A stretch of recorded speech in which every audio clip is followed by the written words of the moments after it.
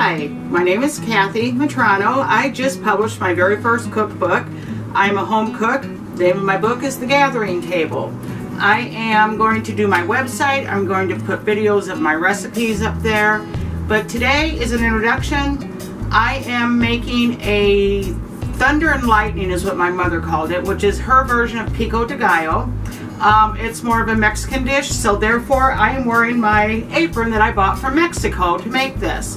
My kitchen is very small, so when I work at my table, and there we will go, and I will show you all of my ingredients. Okay, here is my table, and the reason for my book, the gathering table is usually bigger, and it's usually dressed with serving dishes and family, but it's also the gathering table for when I prepare dishes. For my pico de gallo, I have bought some nice fresh Roma tomatoes. They cut up very nicely in small sizes for that. I put about half of a purple onion in there. We do, green peppers chopped up and red peppers chopped up after, of course, they're cleaned. I also will put in green onions chopped as they are flavorful. Celery is a big part of my pico de gallo. And I also put in baby cucumbers. I peel them and I dice them very small. There's less seeds in the baby ones, so they're much easier to work with. Limes are a big part of the pico de gallo or the thunder and lightning.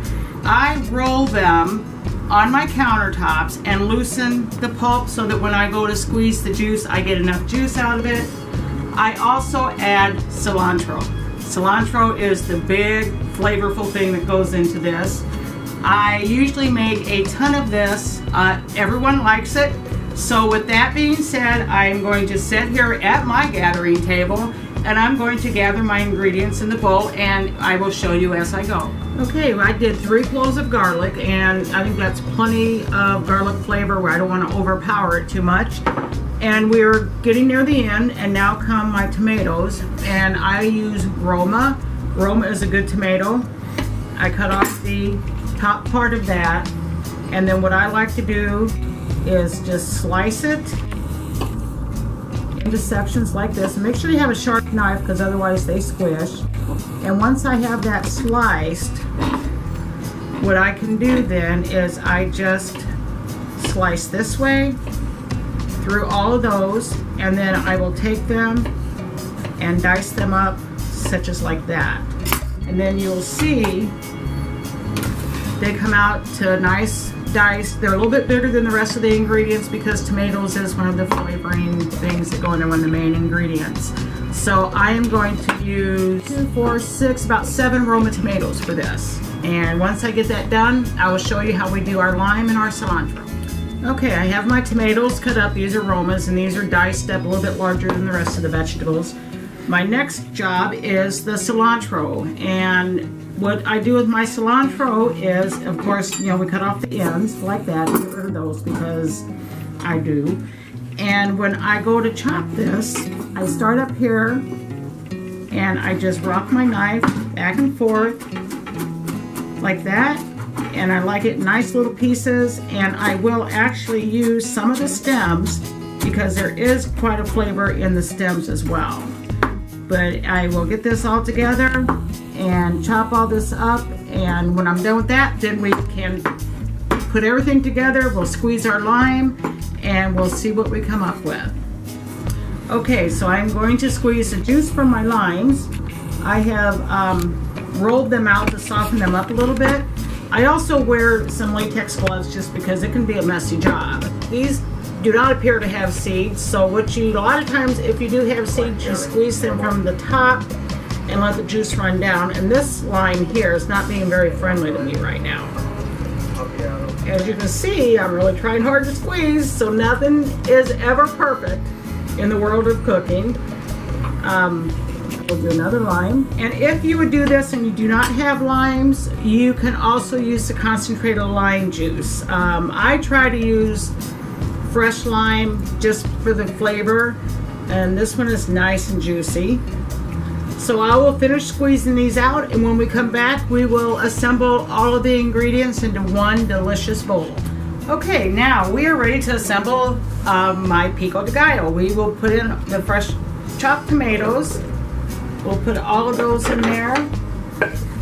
And we will add the chopped green onions that I have.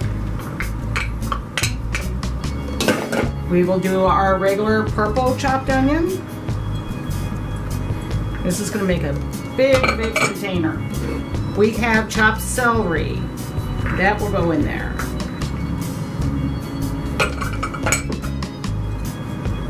Okay, we have got our chopped miniature cucumber.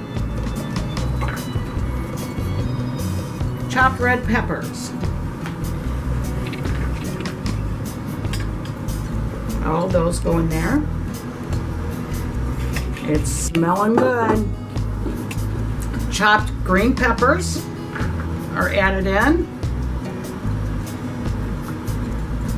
Okay, I am now adding the garlic, and it's, like I said, it's only 3 cloves, which I think will be plenty of garlic for this.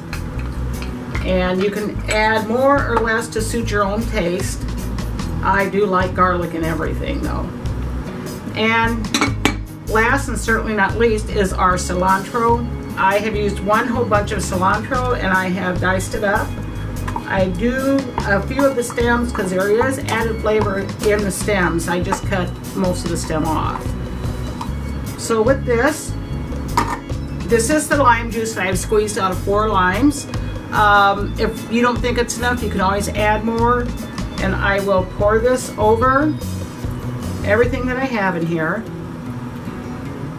Okay, it didn't look like a lot, but it does make its own juice. And then, this is the good part. You get to stir it all around, and you see the colors come to life in this. It smells awesome. I wish you could smell it. And as my mother would say, she likes to make this early so that she can let her flavors incorporate with each other. I will put this into another dish and refrigerate it.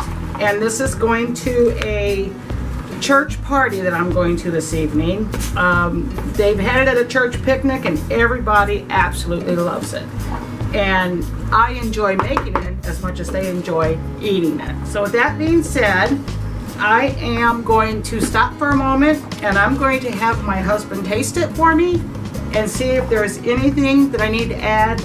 I will sometimes put salt and pepper. You don't need to because there's enough flavoring. Sometimes I add a little bit more lime juice, but you have to be careful because the flavors do incorporate as it says. This is my first video for my first book, and I hope you enjoyed it as much as I'd enjoy doing it. Happy cooking.